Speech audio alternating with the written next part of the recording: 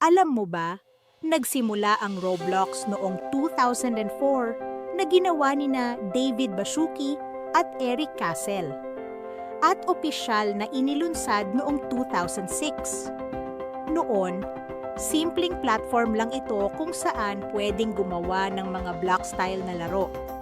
Pero ngayon, lumaki na ito bilang isa sa pinakamalaking online universes na may mahigit 60 milyon na players araw-araw. Ang nakaka-inspire dito, karamihan ng laro sa Roblox ay hindi gawa ng malalaking kumpanya, kundi ng mga ordinaryong players lang, kahit mga bata at teenager.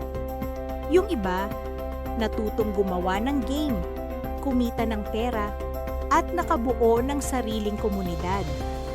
Ipinapakita ng Roblox na basta't may pagkamalikhain, imahinasyon at sipag, pwede mong gawing realidad ang ideya mo at baka ikaw pa ang maging inspirasyon ng milyon-milyon sa buong mundo.